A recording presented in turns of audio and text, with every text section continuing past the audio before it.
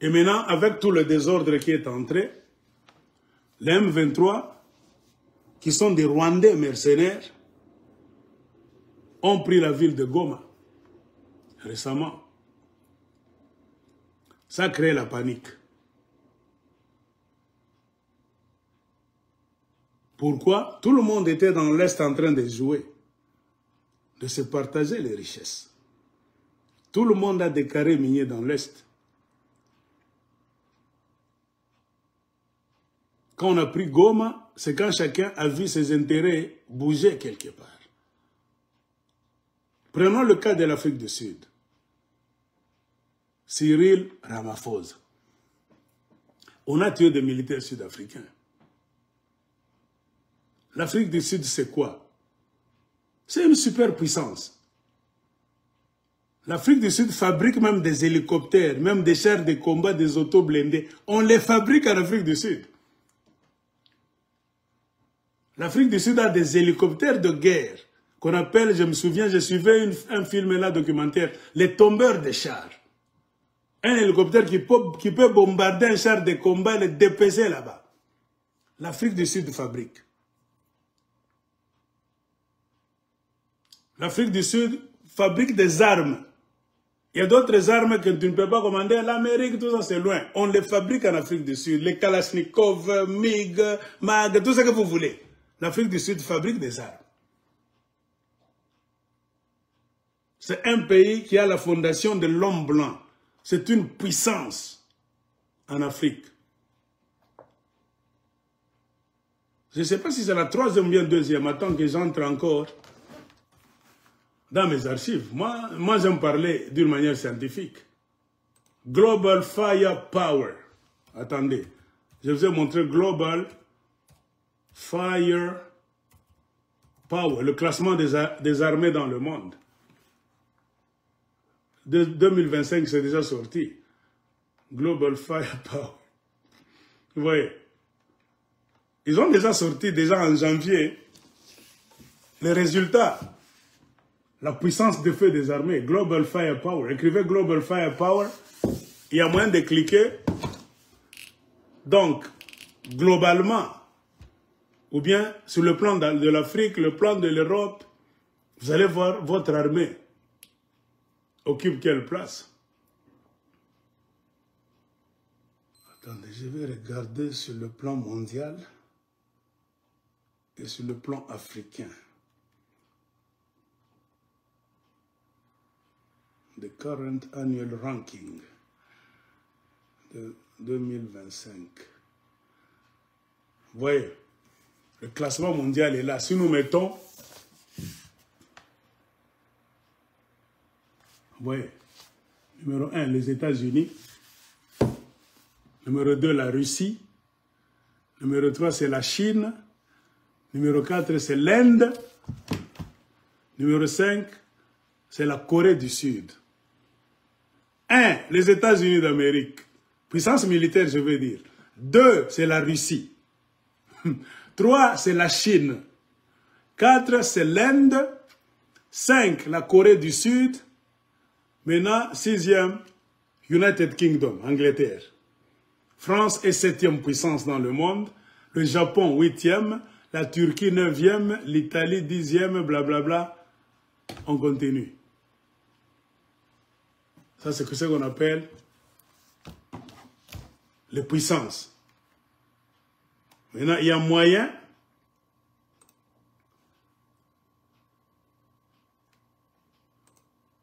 de regarder.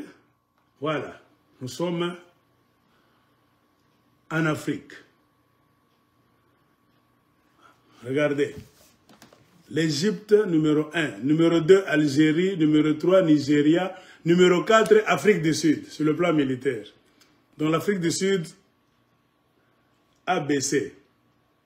Quand le pays baisse, on met une flèche rouge à côté qui montre que le pays a baissé. Vous voyez, flèche rouge en bas, c'est-à-dire votre pays, l'année passée, c'était sur 1 degré supérieur. Cette année, ça baisse. Quand c'est resté blanc comme ça, c'est-à-dire c'est sur le même endroit. la place, votre pays n'a pas perdu de place, c'est resté à la même place. Quand la flèche monte, ça devient flèche verte. C'est-à-dire votre pays était en bas, ça a augmenté, c'est-à-dire la performance quelque part. Et regardez les puissances de l'Afrique. Ils sont très... Il y a beaucoup de pays. Je vais me chercher le Congo. Cherchons maintenant le Congo tout de suite. J'ai toujours cherché le Congo, le Rwanda et l'Ouganda. Le Congo, ça c'est la blague. Le Congo était 11e l'année dernière. Remarque, non, oui, le Congo était 8e en Afrique. Regardez le Congo démocratique, c'est ici. Je sais que la vidéo va être en sens inverse. Si je finis, je vais travailler. C'est ici. Vous voyez le drapeau du Congo? C'est ici. Le Congo est 8e, là où se trouve mon doigt. Numéro 8. Le Congo est 8e en Afrique. Et puis il y a le Soudan, la Libye. Comment? Je vais continuer, moi. Il y a quoi? Comment? Mais moi, je vais comparer les autres pays. Voilà, le Kenya, Tchad, Mozambique, Tunisie, Cameroun, Côte d'Ivoire, Mali, Zambie, Ghana 20e, Zimbabwe 21e, Sud-Soudan 22e, Ouganda 23e. En janvier 2025, Global Firepower, après avoir inspecté les armées du monde, ils sont venus visiter l'armée du Congo. Vous savez combien de chars de combat, combien d'auto-blindés, de mortiers, vous savez combien d'hommes sur terrain, tout ça, structure nationale, moderne, de ce qu'on peut appeler armée. En Afrique, le Congo est 8e. L'Ouganda est 23e armée. Mes chers amis, ça, c'est la vérité scientifique sur laquelle un universitaire doit maintenant raisonner pour comprendre la politique qu'on est en train de faire au Congo, en Ouganda, au Rwanda. Vous allez comprendre ça d'une manière scientifique, sans fanatisme. Vous allez comprendre le mal vient d'où. Qu'est-ce qu'on n'a pas pour faire cette guerre? Est-ce que c'est le matériel qui nous manque? Ce sont les hommes qui nous manquent? Ou bien c'est la volonté politique? Selon le classement scientifique, on peut écraser l'Ouganda. Nous sommes 8e en Afrique. L'Ouganda est là-bas 23e. Le Rwanda, j'ai cherché 2024, 2023, 2022. Je n'ai jamais vu le Rwanda. Si votre pays ne répond pas aux critères, on ne le classe pas. Je descends. D'abord, qu'est-ce que je voulais vous dire? Si le Congo est 8e et que l'Ouganda est 23e, c'est-à-dire quoi? Le Congo occupe 15 places en avance. Donc nous sommes 15 places en avance de l'Ouganda. On continue. Je cherche le Rwanda. 28e, c'est Botswana. Le Congo-Brazza, c'est 27e armée d'Afrique. Botswana, 28. Mauritanie, 29. Sénégal, 30. Burkina Faso, 31e. 32e Madagascar. 33e Gabon. 34e Libéria. 35e Sierra Leone. 36e Somalie. 37e République centrafricaine. 38e, c'est le Bénin. On ferme la marche.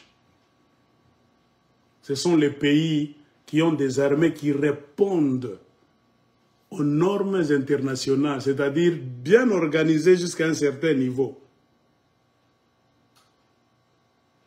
Maintenant, ma question est la suivante. Comment est-ce que l'Ouganda terrorise la République démocratique du Congo? Hein? Chers amis, l'Ouganda qui occupe la 23e place. Attends que je vous montre. 23e place, c'est ici. Là où je mets mon doigt. L'Ouganda est ici. 23e place. Global Firepower en Afrique. Le Congo, c'est 8e place. Le Rwanda, comme d'habitude, n'a jamais été classé. Car c'est un pays pauvre, ils n'ont pas d'argent pour se payer des munitions, ils ne répondent pas au classement international, même africain, de Global Firepower. Sur base des données scientifiques, posez-vous maintenant la question de la guerre que vous avez au Congo. Il y a quoi? Qui fait quoi dans cette guerre? Selon les éléments sur terrain, le Congo devait frapper l'Ouganda 15 fois. Le Rwanda n'en parlons même pas. C'est papa. Dans moins d'une heure de temps, papa, on entre à Kigali. On colonise tout le monde. Et puis on revient. On dit de vous taire. Ceux qui ont établi ça, ils ne mentent pas. Ce ne sont pas des tribalistes ou bien des favoritistes. Non. C'est la réalité. Maintenant, si les choses ne marchent pas sur le terrain, c'est ici où un intellectuel, un universitaire, un homme de l'école secondaire, tu dois cesser de penser comme ta maman du marché, comme les fanatiques de vos partis politiques, les milices qui sont là-bas en train de fumer du chanvre, d'aller dire je vais tabasser des gens à Kasumbalesa, nous allons prendre la mine de Kapata, c'est nous qui sommes les champions en Cambodge. Non, ça c'est le voyoutisme. Un homme de science raisonne maintenant. Vous êtes appelés à devenir des hommes politiques au Congo, à occuper des places dans des bureaux. Sur base de résultats scientifiques, le Congo est la 8e armée la plus forte et organisée d'Afrique. L'Ouganda, c'est la 23e armée d'Afrique. Nous sommes 15 places avant l'Ouganda. Le Rwanda, comme d'habitude, n'est pas classé. Car le Rwanda n'a pas beaucoup d'histoire pour être appelé une armée. Je pose encore une fois la question, cette guerre qui est là, il y a quoi maintenant? C'est-à-dire, il y a des ça ne va pas dans la gestion du pays. Et la réalité sur le terrain que nous connaissons nous tous, sur WhatsApp, TikTok, YouTube, Facebook, qu'est-ce qu'on est en train de nous dire? La traîtrise. Le communicateur de Chilombo, président Zayemoko. Vous comprenez? On a le matériel. J'ai parlé à un militaire congolais, avant-hier, qui est en poste au Kivu. Mastananga a confiance. Il connaît combien de Rwandais sont dans l'armée du Kivu, du Congo, combien de Rwandais Joseph Kabila avait laissé dans l'armée. Et tous étaient des colonels. Les Rwandais que Joseph Kabila avait laissés dans l'armée avant de partir, personne n'était en dessous du titre de colonel. Tous étaient d'abord des colonels allant en haut. Et Kabila avait laissé les zones, comment est-ce que vous appelez, les zones de défense. Je ne sais pas qu'ils sont au nombre de 5 au Congo. C'était chapeauté par des Rwandais. Kabila est parti comme ça. Il a laissé les zones de défense dans les mains des Rwandais, des Rwanda, de Kigali. Vous avez un général Ali Boumou congolais, mais les zones de défense sur terrain sont dans les mains des Rwandais. Et vous comptez gagner cette guerre quand on vous attaque? Ce sont les Rwandais qui ont toute l'information.